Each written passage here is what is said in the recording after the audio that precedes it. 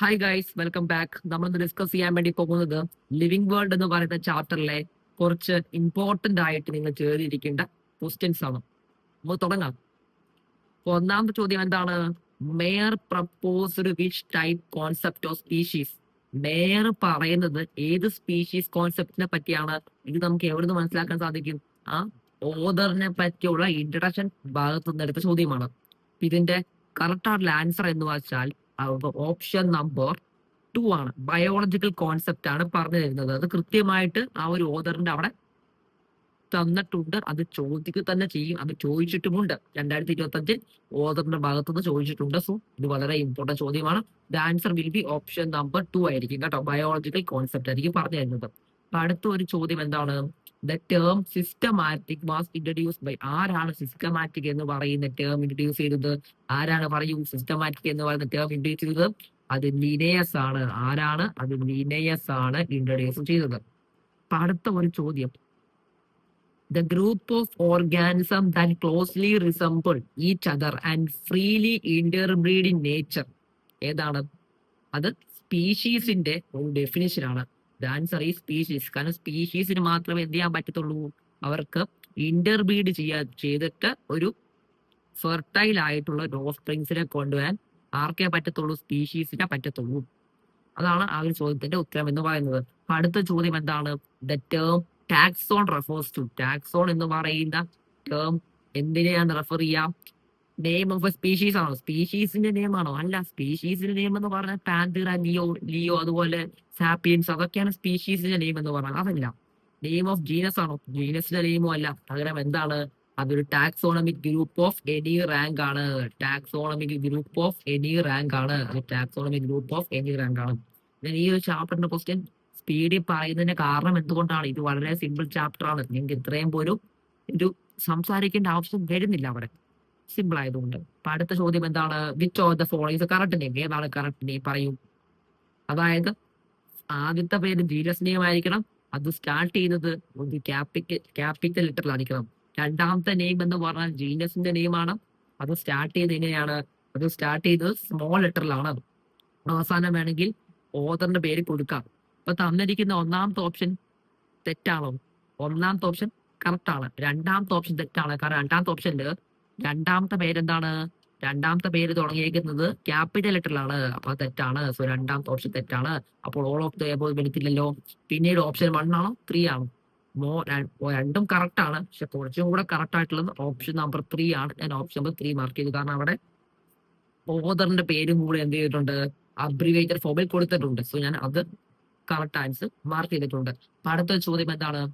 Systematic deal with. Systematic എന്താണ്? Systematic is taxonomy plus evolutionary relationship ആണ്. ഇപ്പൊ ടാക്സോണമിക്കകത്ത് എന്തൊക്കെ വരും? ക്ലാസിഫിക്കേഷൻ വരും, ഐഡന്റിഫിക്കേഷൻ വരും, നോമൻക്ലേച്ചർ വരും, എല്ലാം വരും. പ്ലസ് എവല്യൂഷണറി റിലേഷൻഷിപ്പ് കൂടെ കൂടി ചേരുന്നതാണ് എന്ത്? സിസ്റ്റമാറ്റിക്. സിസ്റ്റമാറ്റിക് ഡീൽ വിത്ത് നമുക്ക് ഓൾ ഓഫ് ദ എബോവ് അല്ല കറക്റ്റ് ആൻസർ എന്ന് പറയുന്നത്. ഇനിയിപ്പോ taxonomy contains, taxonomy deal with എന്ന് ചോദിച്ചാലും ഇത് തന്നെയാണ് കറക്റ്റ് ആൻസർ എന്ന് പറയുന്നത്. അപ്പൊ അടുത്ത എന്താണ്? ഹൂ റോഡ് സ്പീഷീസ് പ്ലാന്ററം എന്ന് പറയുന്നത്. ടെക്സ്റ്റ് ബുക്കിൽ കാണത്തില്ല, പക്ഷെ നിങ്ങൾ അറിഞ്ഞിരിക്കണം. ആരാ എഴുതിയത്? ഇത് എഴുതിയ ആളാണ് നമ്മുടെ ലീനേയസ് എന്ന് പറയുന്ന ആള്. സ്പീഷീസ് പ്ലാന്ററം എഴുതിയ ലീനേയസ് ആണ് കേട്ടോ. അപ്പൊ അടുത്ത ഒരു ചോദ്യത്തിലേക്ക് കടക്കുക. ഇത് NCERT ടെക്സ്റ്റ് ബുക്കിലുള്ള ചോദ്യമാണ്. എങ്ങനെയാണ്? എന്താണ് ചോദ്യം? The term systematic was derived from. എവിടുന്നാണ് സിസ്റ്റമാറ്റിക് എന്ന് പറയുന്ന ടേം ഡിറൈവ് ചെയ്തത്? സിസ്റ്റമാറ്റിക് എന്ന് പറയുന്ന ടേം ഡിറൈവ് ചെയ്തത് ഒരു ലാറ്റിൻ വേർഡ് ആണ്. ആൻഡ് സിസ്റ്റമ എന്ന് പറഞ്ഞാൽ അത് സിസ്റ്റമാറ്റിക് അറേഞ്ച്മെന്റ് ഓഫ് ഓർഗാനിസം ആണ്. The option number 2 is the right answer. ഇല്ലേ? Option number 2. 1 വരത്തില്ല. ഓപ്ഷൻ 3 ഇംഗ്ലീഷ് അല്ല. Option 2 is the right answer. അടുത്ത ചോദ്യം എന്താണ്? The book Systema Naturae was written by. ആരാണ് എഴുതിയത് ആ ബുക്ക്?